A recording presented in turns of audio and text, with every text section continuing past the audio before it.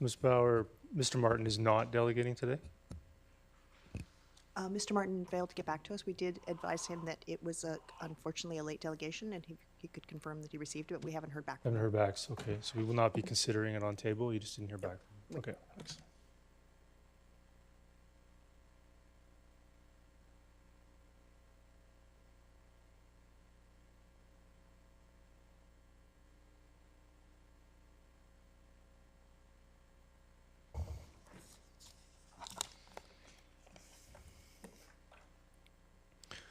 Good afternoon. I think we'll call the regular meeting of Township Council for Monday, November 4th to order. Of course, I'd like to begin by acknowledging the traditional territories of the Coast Salish peoples, and in particular, acknowledge our valued relationships with the Kaitsi, Kwantlen, Matsqui, and Semiahmoo First Nations.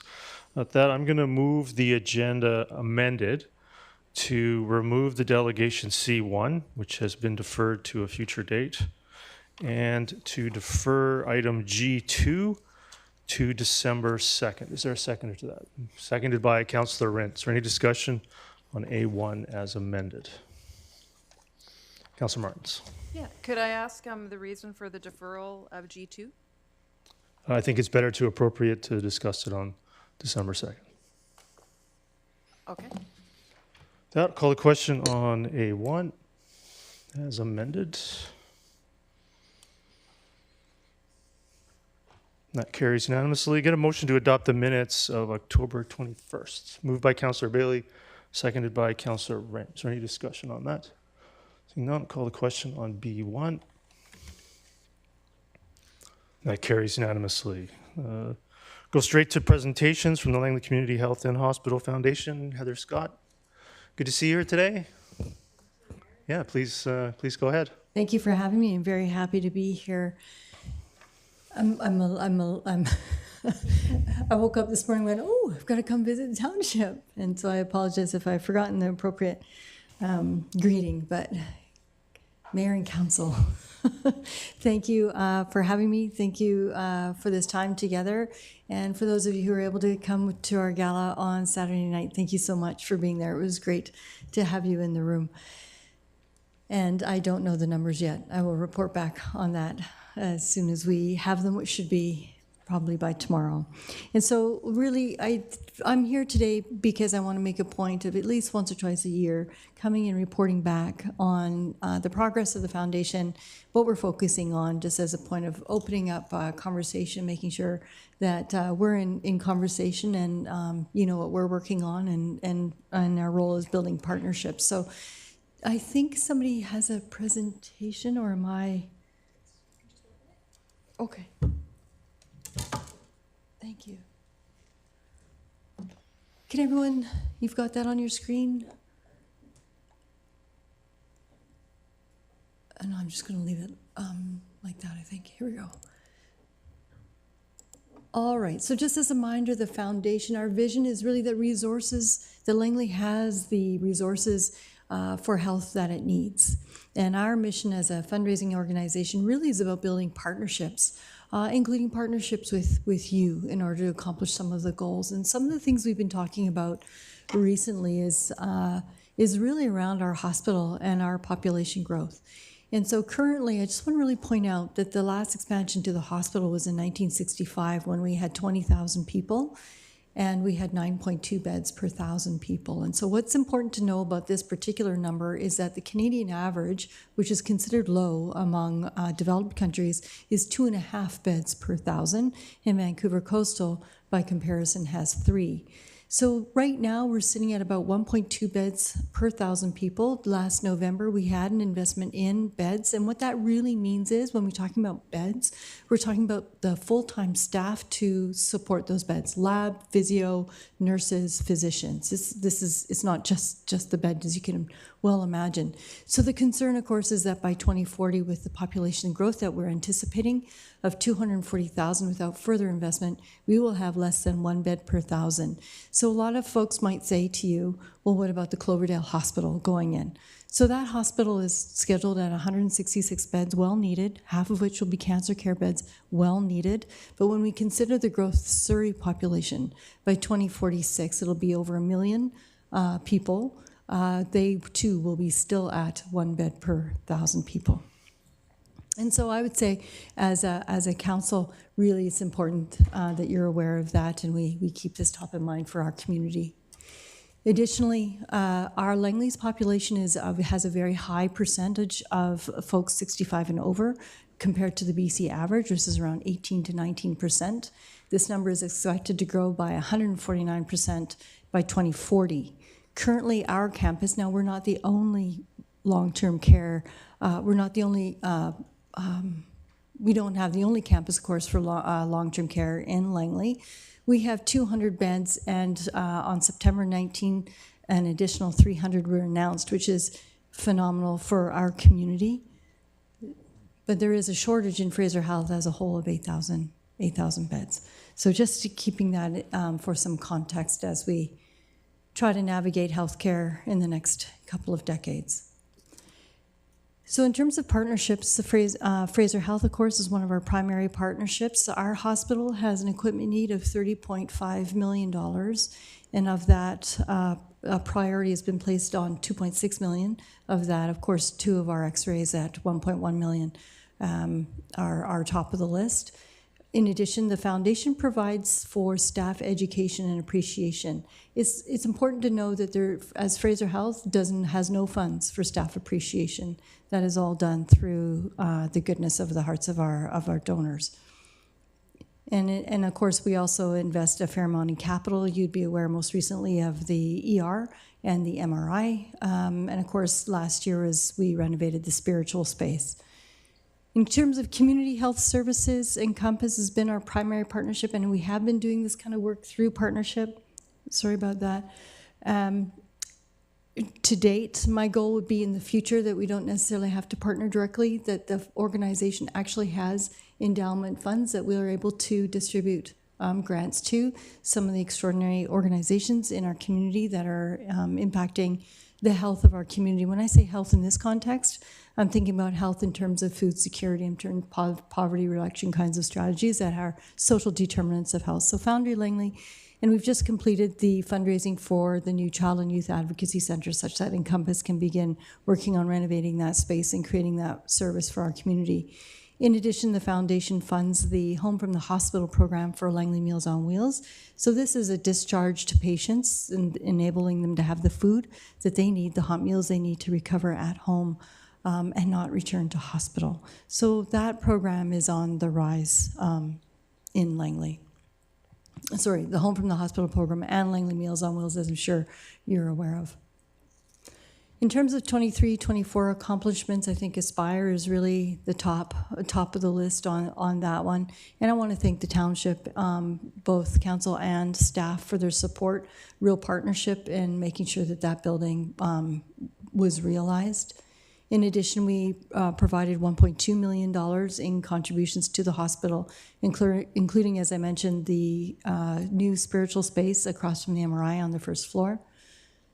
A new telemetry unit. So that is a 10-bed telemetry unit. All beds were replaced by donors, and it was we split at the time. The ICU and CCU were combined. Now those are 2 separate units with specialized care for our patients. Of course, equipment and the Whatever It Takes program. Foundry continues to be, it has really settled in, so thanks again to the township for funding Foundry. I want to say 2 years ago, but maybe it was 3 now. Extraordinary contribution that's making a huge impact among our young people. Again, over 1,000 unique young people going through those doors in a year. And then, of course, Langley Meals on Wheels and our rebrand. So why rebrand?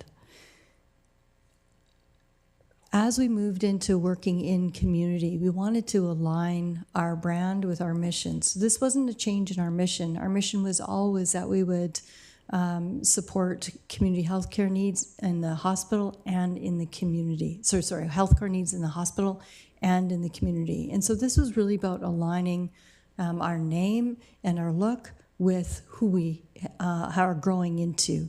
We hope that it's modernizing our look and feel while at the same time honoring our history. It allows us, we hope, to connect better with community And it allows us to step into our strategic goal, which is really to speak on behalf of healthcare needs in our community. And I would say the reason I wanted to highlight this is because for the first time, we've stepped into our role as a community advocate for healthcare, and it was about a year of working and having conversations in partnership with the division, with our own medical staff, and others to advocate for additional long-term care, which was consistent with the site master plan for the hospital. And we're very happy to see that announcement in September. And so our current campaigns, you're aware of course, the campaign to replace the x-rays, and we anticipate being able to give the hospital a go within the next few weeks by the end of the year. And upcoming right now, we're working on cancer care. In February, we're going to launch a brand new campaign called Anchor Your Mind. And that campaign is really to give permission and space and opportunity for our residents to connect with their local businesses and spend some time to learn about what they need to do to take care of themselves and their mental wellness during the darkest, coldest time of the year. It's really to open up that conversation because it's happening everywhere. We're talking all the time now, post-pandemic, about mental wealth or mental wellness. Yet I don't think we really know enough about it yet. So this is really an opportunity for each of us to explore that a little bit with the experts in our very own community, culminating in an expo on March 1st.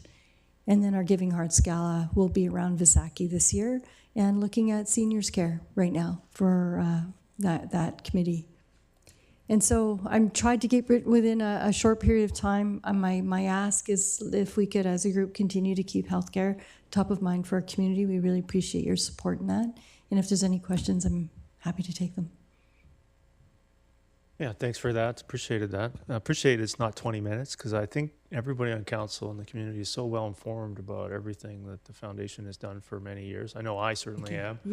Yeah, and sure. Certainly appreciate all the advocacy that your staff do and that your board has done over the years. I think the branding rechange is certainly probably a little bit overdue, actually, to expand it to more thinking. What we used to talk about on the board there was community health care for many different factors, not just capital for the hospital. So I really think that that's long overdue, and then great to see that. I don't see any questions from council. So again, I appreciate the update here today. Thank you for coming. Thank you very much. Thanks for the opportunity.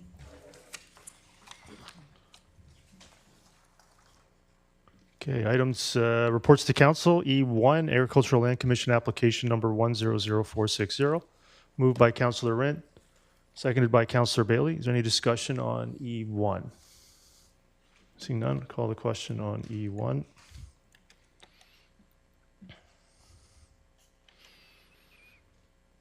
That carries. Councillor Richter opposed. Item E2, Health Canada Emergency Treatment Fund ground request. I'll move it. That's seconded by Councillor Rent. Is there any discussion on E2? Councillor Martins. Thank you. I just have some more questions on this program, if I may, through the chair to staff. So first of all, there's the Community Safety Engagement Unit. Is that currently a unit at the township? And if so, if you can just give us a sense of what they are about and what sort of personnel are working there? To your worship, to Councillor Martins, this unit will be formed as a part of the pilot project for the Community Safety Engagement Unit. Thank you.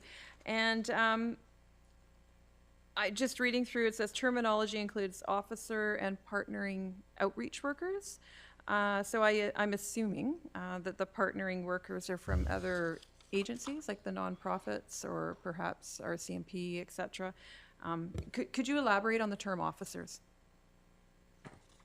Dear Worship, to Councillor Martins, the term officer used in this report to council here is specifically in relation to the bylaw enforcement officers with the Township of Langley. And then in relation to your question, for other agencies, we are referring to different agencies within provincial or federal, and also the Langley RCMP Community Service and Mental Health Unit, and also their community liaison group. Thank you. Yeah, so I just thank you for answering all those questions and providing that clarification. This is a topic that's near and dear to me. In my time as a Vancouver police officer, I participated in a multi-agency team approach to some of the challenges that we do face entrenched in our streets. And I always think it's better if you have people coming from different agencies all working together, like bylaw, fire, police, community supports, advocates, and health, all working together rather than in silos. So I think this is a really great initiative. So thank you for that. Councillor Kunst?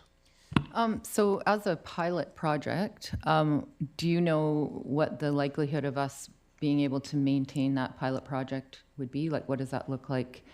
Or would that be where the township would then at some point take that over and continue it? Or would we continue to have funding through the federal government for that program? Your Worship, to Councillor Kunst, that is a good question. So this pilot project, the money would be one time, so we'd use that. We'd set out key performance indicators to see the efficiency and effectiveness of this pilot program. And then if the funding is available, we would definitely apply to the second round, or in the event we believe that this pilot program needs to continue on, we would then come forward for council's consideration of a budget to ensure that this program does continue. Do we currently have any organizations doing this work in the community at the moment?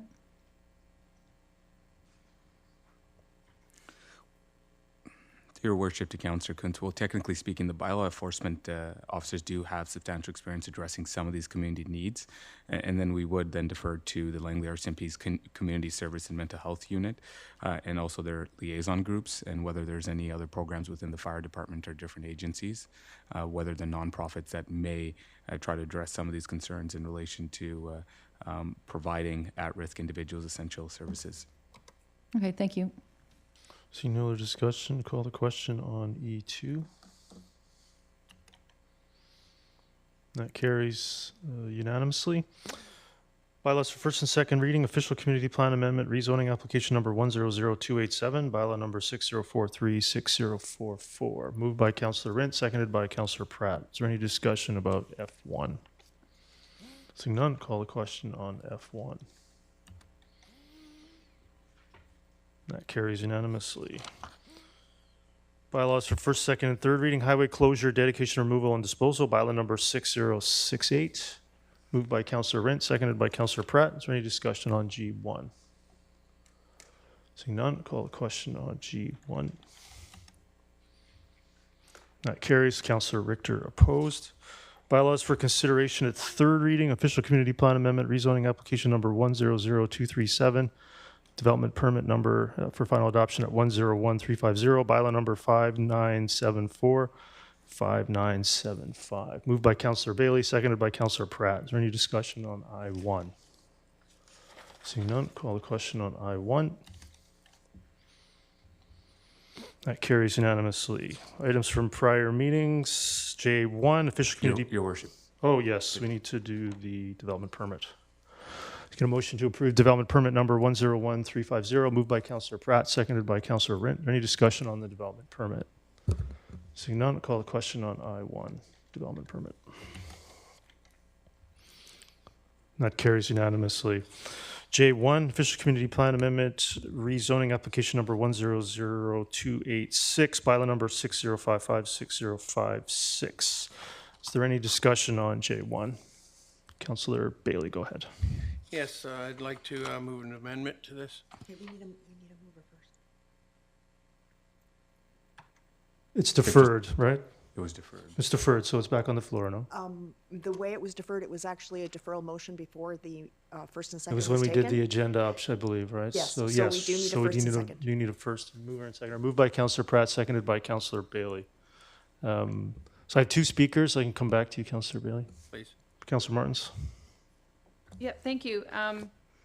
So I know when we were discussing this at the hearing from the public at the public hearing, there was concern about school spaces, and I note item N2, we have a letter from the school district responding to that, and they are currently waiting for an update from the ministry for the school Jericho Elementary that would probably serve the children that are living in that community.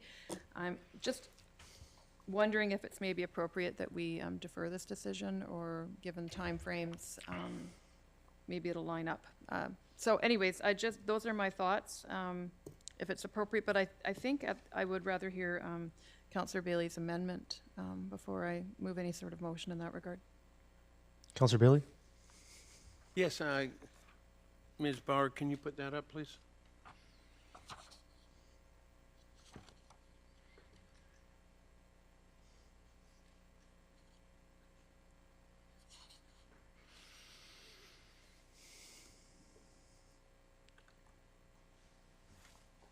We unfortunately did not receive that Yeah, one. so I believe, Okay. Councillor Bailey, do you have an amendment for J1? I believe.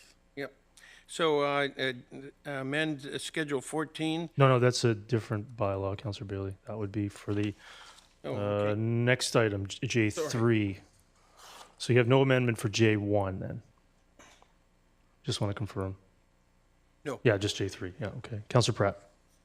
Yeah, thank you, Your Worship. I also noticed in that letter from the school district, it refers to the elementary school as the Jericho School, despite the fact that it's in the neighborhood of, I believe, Central or Southeast Gordon. Is that something that's required to be clarified, because it's not actually in Jericho? To Your Worship, to Councillor Pratt, my understanding is that school location is within the Northeast Gordon Estates neighborhood plan, and the school district has their own internal naming policy when it comes to naming their schools. I don't have any further information at this time for in relation to the naming for this specific school. Interesting. Okay, thank you. Thank you. Any other discussion on J1? Councillor Martins. Thank you. Okay, so I'm just looking at the ministry, or not the ministry, the school board's letter, and it says the ministry is due to respond to the district's 5-year capital plan in March 2025, and at that time they will inform us of which projects they have approved and what our steps will be. So I want to acknowledge that it is in their 5-year plan, and there's a future elementary school site in this attachment here. And I guess maybe if I could get some clarification, if I may, through the chair, from staff, timing-wise, if we're looking at moving ahead with this, are we probably looking at well past April 2025 before things get going with this development? Or is it worthwhile to wait until April 2025 to find out if there's going to be a school? I'm just not sure how things line up timeline-wise that this even gets started. Mr. Gunner? To Your Worship, to Councillor Martins, the item before you at J1 is here for consideration of third reading. If third reading is granted, there's several development prerequisites that would need to be satisfied in order to achieve final adoption. Then my assumption is the developer would have to submit a building permit application, and then construction would commence shortly after that. The timing is always dependent on the developer themselves and their consultants. So at this time, it'd be tough to estimate, but we would be safe to assume that construction would more than likely not ensue prior to March. Yeah. Okay, thank you. Then I won't move a deferral then. I appreciate that clarification. Call the question on J1. That carries. Councillor Richter opposed. J2, capital request Fraser Highway, report number 24-211. Ms. Bauer, just want to confirm, got it wrong last time. So this is back on the floor without a mover and a seconder. In this case, it was deferred after a mover and seconder was taken, so it is actually on the floor live. Live. So that's great. So any discussion on these two items? Great. With that, I'll call a question on J2. Councillor Gunst. That carries. Councillor Richter opposed. J3, business secondary suite and liquor licensing reform bylaw number 6047. Ms. Bauer, I'm not gonna get it wrong, so what's the process here again? We are reconsidering it, so it's, I believe the request has been, it is back on the floor as it was amended. That's correct. So it needs a mover or seconder, and As we move amended, forward. as amended. So I'll move it, seconded by Councillor Bailey. Councillor Wren, I believe you need to declare a conflict. That's correct. Yep. Have to call a conflict on this one? Yeah, great. Thanks. I'm sorry, it's a pecuniary or non-pecuniary? You?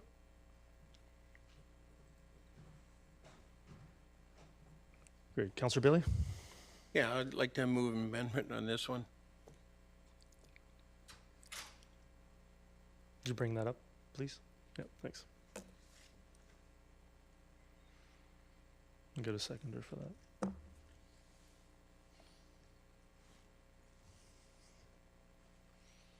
Great, I'll second that. Councillor Bailey, do you wish to speak to it?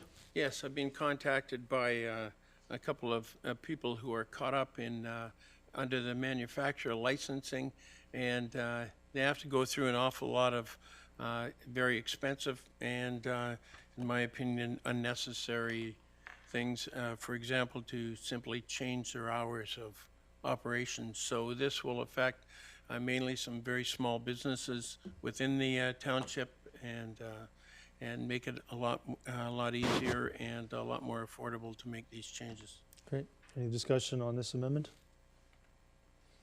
Seeing none, I'll call the question on the amendment to J3. That carries unanimously. Is there any other discussion on J3 as twice amended?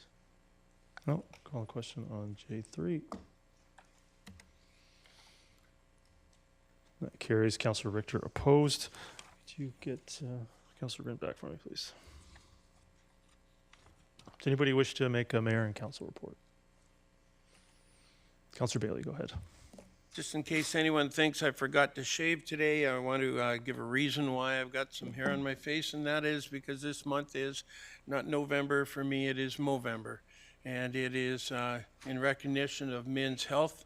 Started in 2007, and it started off as only awareness and fundraising for prostate cancer, but has now, it originally came out of Australia actually, and has now expanded to other things like men's mental health and other much needed research and treatment. So just watch for Movember.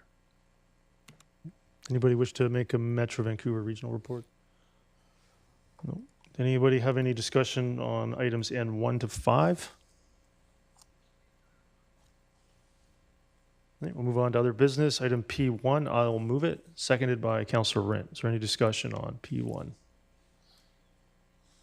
Great, call a question on P1.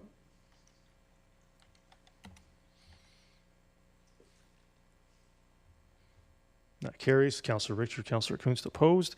Item P2, I'll move it. Seconded by Councillor Rint. Is there any discussion on P2? Councillor Richter.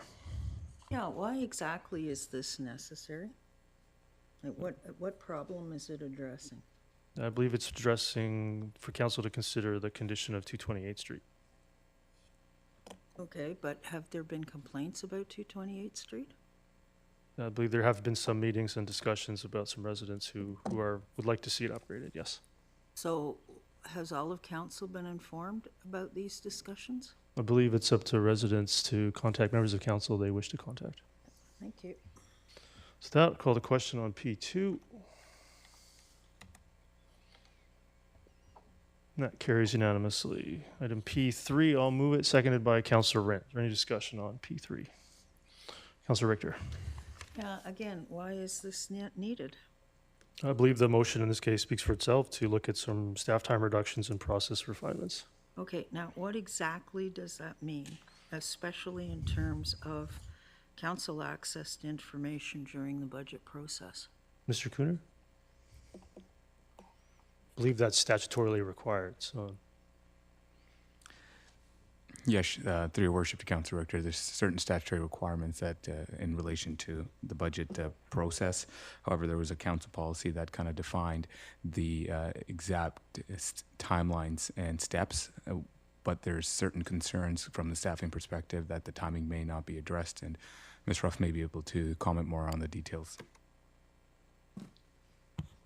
We're having some issues with the timelines as it relates to external third parties and how the timelines are laid out in the budget policy, and as well we have to take into consideration the implementation of the water metering, which impacts the budget process and the timing of the budget process. Okay, so my concern is that you know, we went through the budget fairly quickly for 2024. And I feel we could have benefited from more discussion during that budget process. I'm concerned that this might result in even less time being spent at council table to review the budget. So are you giving me some assurances here that when we do have the budget workshops, that council will be able to take its time and go through? I believe that would be up to resolutions of council, Councillor Richter. Oh, resolutions of council. So does that mean that council members will get cut off in the discussion process? I'm not sure why you would interpret it that way, but the direction of the budget would be up to council. Okay, but, you know, it's a pretty important piece of business, doing the budget up. I'm just concerned we're not going to have proper time to discuss it. Thank you. Seeing no other discussion, I'll call the question on P3. That carries. Councillor Richter, Councillor Kunst opposed. And then P4, Councillor Martins. Thank you. Is it possible for staff to put the image from the agenda package up on the screen? Sorry, I didn't ask sooner. Well, while you're looking at it, I'll just go ahead. Yeah, I have a motion on the table here for a Veterans Memorial Crosswalk. Be it resolved that council directs staff to report to council on potential locations, designs, and costs in consultation with the Royal Canadian Legion for the installation of a special crosswalk that honors our veterans and to be considered for Remembrance Day 2025. And I will move that as written. Is there a seconder? Seconded by Councillor Bailey. And if I can speak to that? Yeah, go ahead. Thank you. So this was brought to my attention through various people from the community. The city of Sarnia, this is the crosswalk that they installed this year in cooperation with their Legion. And it's a crosswalk at Veterans Park. And it's to memorialize the sacrifices of our soldiers and the devastating impacts of war. I thought this was a neat idea, and I thought maybe it's something that we could further delve into and consider. And recognizing the men and women of the Canadian Armed Forces. So I know that there is some difficulty sometimes with specialized crosswalks in community with regards to vandalism, that sort of thing. So I was actually thinking perhaps this doesn't need to be a functional crosswalk on one of our actual roads or streets. Maybe it could be in conjunction with, I think they call it Veterans Way, which is in the Legion parking lot, I believe, basically out in Aldergrove. A crosswalk associated with that leading up to the cenotaph. So I'm just sort of thinking outside the box. There's nothing really prescriptive here other than to see if staff might be interested and could put together some sort of a report. And I think we would have to consider the cost implications once constructed for maintenance and that sort of thing. So those are my thoughts. Councillor Bailey? Yeah, I've got an amendment to this. Go ahead. Yes, could you put that up, please, Ms. Bauer? I want to proceed this with fully in support of a crosswalk like this. I found out through getting ready for Let's get this moved and seconded, Councillor Bailey. So you wish to move this amendment? a referral. So it looks like staff be referred. So be referred. So this is a referral motion. So is there a seconder to that? Seconded by Councillor Rent. Go ahead, Councillor Bailey. So Remembrance Day is the day in my calendar.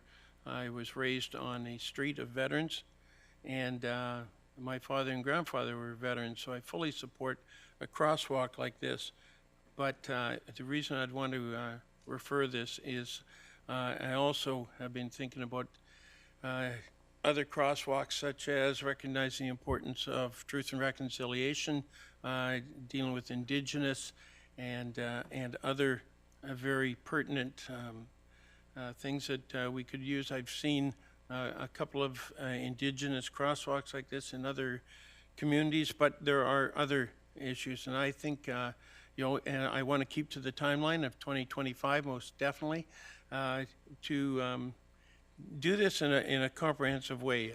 When you're talking about veterans, there are other organizations that I'd like to include, maybe Honor House or Canadian Walk for Veterans, other ones that are directly associated with it, even maybe the armed forces themselves. But also get a process for which ones we would want to put forward. I believe there would be other ones that we could do that would properly respect things. And again, I would point towards the Indigenous community and others. So I'd like to refer this in a timely manner so we can have this crosswalk and other crosswalks done by 2025. Great. Any other discussion on the referral? Councillor Richter. Yeah, I just want to check to confirm that this referral, which is slightly off topic, I think, compared to the original intent of the motion, but is the intent here to get costs for these as well? Because the original motion is quite clear, locations, designs, and costs. Councillor Bailey? Yes, that this is an amendment to the original motion, so of course in the report would be everything that is in the original motion. So I just want to say it's a referral of the motion to staff to potentially report a new decorative interpreter program that could include this option. Yes. Yes. Councillor Richter, go ahead. Oh, that's fine, thank you. Thank you. Seeing no other discussion on the referral, I'll call the question on the referral of P4. That carries unanimously. Is there any other business? Councillor Kunst, go ahead. I noticed that there was an update, I'm just reading it now, about the 40th Avenue culvert failure. And I'm getting tons of people because I live there. When is this going to be open? When is this going to be open? Is there a way that we can get this message out that it looks like 2025 and everyone's going to be really sad about that, but nothing we can do? So what would be a good way to sort of get that message out? To your worship, to Councillor Kuntz, we would definitely speak with the communications department and have a public communication strategy in relation to this road and the closure and the estimated time of repairs, so the members and the residents in the area are well informed. Okay, so maybe just especially like the fundamental school, Brookswood High School would probably be two places where most of those parents are going to want to have that information, and people living in Maryville. Those are the most impacted. Thank you. Councillor Van Popta? Yeah, I'd like to highlight item 2 in today's DL package, which is a letter from Mayor Brenda Locke from the City of Surrey, just in relation to conversations that happened at this table at the last meeting in regards to our mayor. And I'd just like to highlight this letter of support and our cooperation and good relationship with the City of Surrey, and that, you know, the comments at this table were, I would deem inappropriate based on this correspondence from Mayor Locke.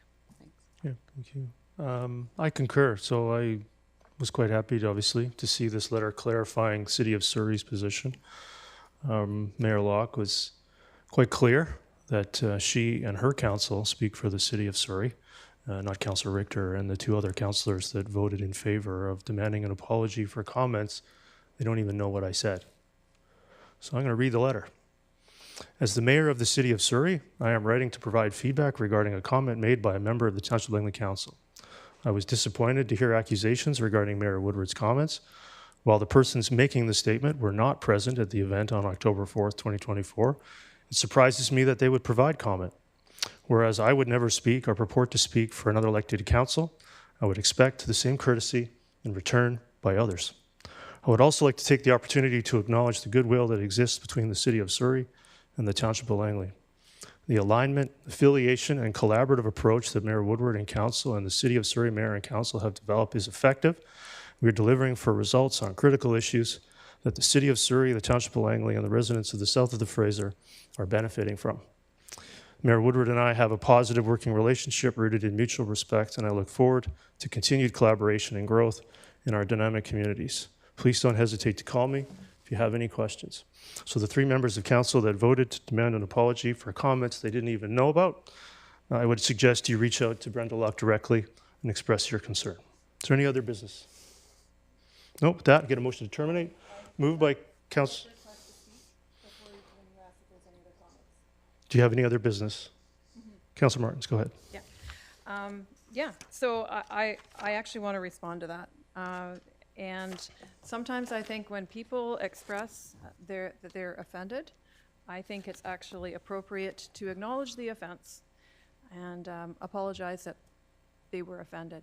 It's not some sort of a hearing to determine who said what. I just think it's important it's good relations for people. So it's unfortunate that nobody asked me what my thoughts were either, because I didn't actually speak at the meeting or why I voted the way I did. I just believe in maintaining good relationships with everybody, and that's why I voted how I did, and I don't think it hurts anyone to just acknowledge that someone felt offended and leave it there. So these were demand for an apology and a press release from former Mayor McCallum and his slate in Surrey, who are, of course, very opposed to Brenda Locke and her governing majority there. So I think it's important to note that neither of the three councillors, including Councillor Martins, have any idea what was actually said. So with that, I'm going to get a motion to terminate, moved by Councillor Rint, seconded by Councillor Pratt. All those in favor, opposed, and that's carried.